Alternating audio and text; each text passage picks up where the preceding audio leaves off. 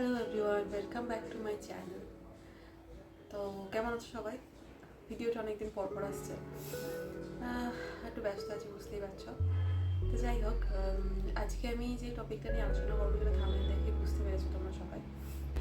তো আমার বেবি বয় হওয়ার সিমটমস কী কী ছিল, তার মধ্যে মেন যে সিমটমগুলো ছিল, প্রথমেই বলে রাখি ছেলে বা মেয়ে সন্তান নিয়ে বাবা মার কাছে কোনোদিন কোনো ডিভাইডেশন ছিল না বা থাকবেও না। প্রত্যেকটা সন্তানই তার বাবা মার কাছে তার প্রাণের অধিক প্রিয় হয়ে থাকে।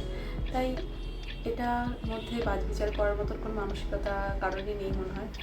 তবু এই যে কথাগুলো বলছি এটা কিন্তু আলাদা বিষয়, এটা হচ্ছে একটা মানুষের কিউরিওসিটি যে আমি মানে কোন বেবির মা হতে চলেছি, আমার এটা ছেলে বেবি হবে, এটা মেয়ে বেবি হবে, এটা একটা আলাদা কিউরিওসিটি। এটার মধ্যে কোনো খারাপ থাকা কিছু নেই। আমি নিজেও অনেক সার্চ করেছি যে আমার মধ্যে সিমটমগুলো সেগুলো কী হতে পারে।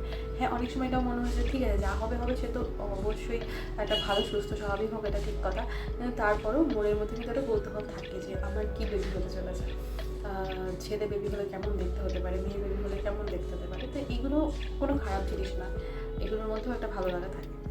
তো আমি যে মেন 6টা পয়েন্ট তোমাদেরকে বলবো আমার ক্ষেত্রে এগুলোই মেন ছিল, তারপরও আরও আনুষঙ্গিক অনেক নিয়ম ছিল। তবে হ্যাঁ, এটা কিন্তু আমার এক্সপিরিয়েন্স, এটা পার্সোনাল, মানে সবার ক্ষেত্রে একরকমভাবে এর কোনো কারণ নেই। হয়তো কারোর ক্ষেত্রে মেন হতেও পারে, কারোর ক্ষেত্রে মেন নাও হতে পারে।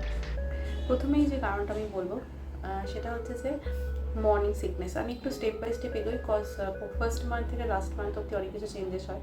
তো যে সিমটমগুলো প্রথম দিকে তোমরা দেখতে বুঝতে পারবে সেটা থেকে আমি শুরু করছি। তো ফার্স্ট যে সিমটম সেটা হচ্ছে যে মর্নিং সিকনেস। আমি শুনে থেকেছি যে ছেলে বেবি থাকলে মর্নিং সিকনেসটা একটু কম হয়, আর মেয়ে বেবি থাকলে মর্নিং সিকনেস একটু বেশি হয়। এরপরও অনেক ব্যতিক্রম থাকবে কিন্তু, হ্যাঁ। আমার ক্ষেত্রে যেমন মর্নিং সিকনেসটা একটু কম ছিল প্রথম দিক থেকে, একদম ছিল না নয়, ছিল, কিন্তু কম্পারেটিভলি একটু কম ছিল। আমি মোটামুটি উঠে কাজ টাজ করতে পারতাম, এমন নয় যে আমাকে বেডে শুয়ে থাকতে হচ্ছে। আমি রান্নাবান্নাও করেছি, হ্যাঁ উইকনেস থেকেছে, বাট নট দ্যাট মাচ। ওকে, তো মর্নিং সিকনেস হচ্ছে ফার্স্ট পয়েন্ট। সেকেন্ড হচ্ছে যে খাবারের টেস্ট। তো আমার ক্ষেত্রে প্রথম দিকে আর শেষের দিকে কিন্তু দু রকমের খাবারের টেস্ট ছিল। তো এটাও একটা শোনা কথা, বা অনেক গুগল করেও আমি দেখেছি যে ছেলে বেবি থাকলে টক ঝাল এগুলো খেতে ইচ্ছা করে, মেয়ে বেবি থাকলে সুইটস খেতে ইচ্ছা করে। এরপরও ব্যতিক্রম আছে কিন্তু আমার ক্ষেত্রে, কিন্তু প্রথম দিকে আমার সত্যি ভীষণ পরিমাণে টক আর ঝাল, মানে আমার মুখে কোনো টেস্ট ছিল না, তো খুব ঝাল খেতাম, 2-3টে করে কাঁচা লঙ্কাও খেয়ে নিয়েছি। কিন্তু শেষের দিকে কি আমার ভীষণ পরিমাণে সুইটসের ক্রেভিংস হতো। তো আমি তখন খুব সুইটস খেতাম, মানে খুব একটা খেতাম না, আমি পুরো খাবার সবসময় একটা ব্যালেন্স করে চলতাম। আমি চিরকালই খুব খাবার খেতে পারি না, যার জন্য দেখবে আমি আফটার ডেলিভারিও আমি খুব তাড়াতাড়ি থিন হয়ে রয়েছি। আমি খুব একটা হেলদিও হইনি, মানে ডিউ টু দ্য ডেলিভারি, মানে প্রেগনেন্সি। একটা ডেলিভারি আমি একটু খুব তাড়াতাড়ি রোগা হয়ে গেছি, কজ আমি খুব একটা খাওয়া দাওয়া কখনোই করতে পারি না। যেটুকু এখন আমি ব্রেস্ট ফিডিং করি, আমার অনেক ক্যালোরি ক্ষয় হয়, প্রচুর ক্যালোরি ক্ষয় হয়, প্রচুর এনার্জি, তোমরা জানো কী কী হতে পারে একটা কষ্ট। তো সেসবের জন্য আমি অনেকটা খাবারের কন্ট্রোলের জন্য যাতে রোগাও হয়ে গেছি। আমার এখনও ফিল হয় না, মানে পেট দেখে তো বোঝাই যায় যে আমার মানে প্রেগনেন্সি ছিল। যাই হোক, তো এটা হচ্ছে সেকেন্ড পয়েন্ট, সেটা হচ্ছে খাবারের রুচি।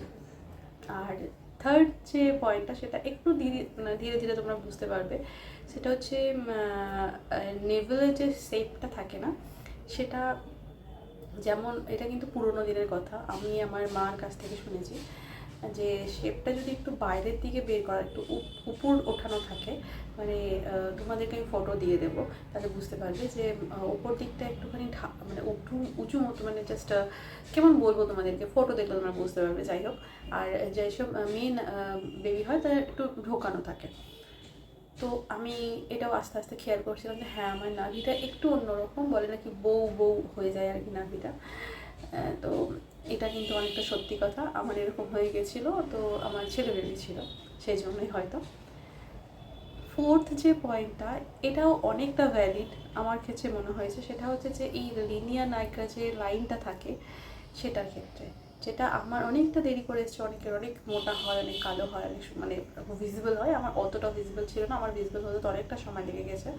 কিন্তু তারপরে যখন থেকে ভিজিবল হয়েছে আমি বুঝতে পেরেছি আমার লাইনটা হচ্ছে একদম স্ট্রেট, মানে ওপর থেকে নিচ পর্যন্ত একদম স্ট্রেট লাইন ছিল। আর মেয়ে বেবি থাকলে ওপর থেকে হয়ে একটু বেঁকে যায়, তো এটা হচ্ছে মেয়ে বেবির লক্ষণ। দেখো এটাও কিন্তু ব্যতিক্রম হতেই পারে, আমি জানি না, তবে আমার ক্ষেত্রে খুব ভীষণ পরিমাণে ট্রু হয়েছিল। তো আমার আপাতত 4টে পয়েন্ট বলা হয়ে গেছে।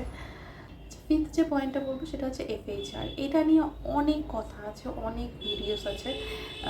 এটা শুনেছি যে 130 বিলো থাকলে সেটা ছেলে বেবি হয়, আর 130 অ্যাবাভ থাকলে মেয়ে বেবি হয়।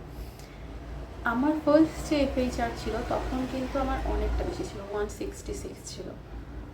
দেন একটু একটু করে কমেছে। এতগুলো সোনোগ্রাফি করেছি আমি, তার মধ্যে শেষের দিকে এসে আমি কখনো কখনো একটু কম পেয়েছি। বিলো 30 আমার 2-3 বার ছিল, ম্যাক্সিমাম টাইমই আমার অ্যাবাভ 30 থাকতো।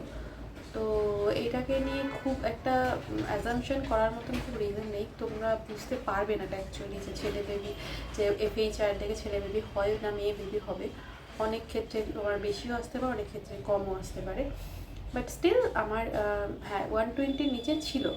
লাস্টের দিকে 2বার যখন আমরা মানে সোনোগ্রাফি করতে গেছিলাম আর গ্রোথ টেস্টের জন্য, তখন আমি দেখেছিলাম আমার বিলো 130 ছিল।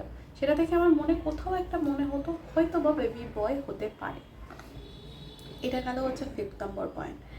আর 6th যে পয়েন্টটা সেটা হচ্ছে যে ফিজিক্যালি একটা চেঞ্জেস। এটা কিন্তু ভীষণ পরিমাণে আমার ক্ষেত্রে উল্টো হয়েছে। আমি শুনেছি যে ছেলে বেবিরা থাকলে নাকি মা সুন্দর হয়ে যায়, আর মেয়ে বেবি থাকলে মার যে সৌন্দর্যটা সেটা মেয়ে বেবি পুরোটা নিয়ে নেয়। এটা একটা সম্পূর্ণই মিথ হয়ে গেছে আমার ক্ষেত্রে। আমি ভীষণ পরিমাণে মানে অন্য রকম হয়ে গেছিলাম, দেখতে ভীষণ খারাপ হয়ে গেছিলাম। মানে আমার এত ডার্ক স্পট চলে এসেছিলো গলায়, হাতে, পায়ে, মুখটা কালো হয়ে গেছিলো। প্রথম দিকে একটু গ্লো ছিল, কিন্তু শেষের দিকে যত সময় গেছে তত আমাকে দেখতে খুবই বাজে হয়ে যাচ্ছিলো, ভীষণ পরিমাণে কালো হয়ে গেছিলো। আমার ফটোসগুলো দেখলে বুঝতে পারবে 9 মান্থের সময় আমার যে ব্লাউজ পরেছি কলার এখানটা একটা কালচিটে ভাব চলে এসেছে। তো এটা মেলানিন নাকি শরীরে বেশি বেড়ে যায়, হরমোনাল নানান চেঞ্জেস হয়, কিন্তু মেয়ে বেবি থাকলেই নাকি এটা হয়ে থাকে, ছেলে বেবি থাকলে এটা হয়, বাট আমার ক্ষেত্রে এটা হয়েছে। তো এই হচ্ছে 6টা পয়েন্ট যেটা আমি ফেস করেছি।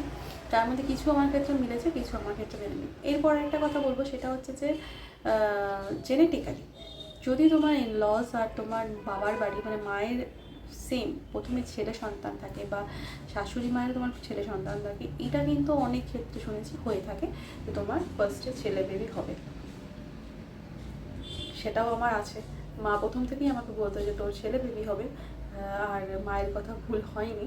আমার মনে সত্যি কথা প্রথম দিকে একটু মনে হলেও তারপর দিক থেকে ভয় লাগতো যে এইসব ভাবাটা ঠিক কিনা, ছেলে বেবি হবে না মেয়ে বেবি হবে, ভাবনা ছেড়ে দিয়েছিলাম। কিন্তু মা সবসময় বলতো ভাই হবে ভাই হবে ভাই হবে। তো মা ঠিক বুঝতে পেরে গেছিলো যে আমার ছেলে বেবি হবে। যেহেতু আমার শাশুড়ি মায়েরও প্রথম সন্তান ছেলে, আর আমার মায়েরও প্রথম সন্তান ছেলে, তাই আমারও প্রথম সন্তান ছেলে। তো এই হচ্ছে ব্যাপার। তো তোমরা যারা যারা প্রেগনেন্ট আছো তোমাদের কী কী এর মধ্যে মিল আছে আমাকে জানিও, আর ভালোভাবে প্রেগনেন্সি লাইফ কাটাও। সত্যি কথা বলতে প্রেগনেন্সি টাইমটাই হয়তো গোল্ডেন পিরিয়ড, এটা খুব ভালো মতো এখন আমি বুঝতে পারছি। এরপর ধকল আরও মানে শুরু সবে আফটার প্রেগনেন্সি আর আফটার ডেলিভারি। তো চলো, কেমন লাগলো ভিডিওটা জানিও। সবাই ভালো থেকো, সুস্থ থেকো, দেখা হচ্ছে নেক্সট ভিডিওটা।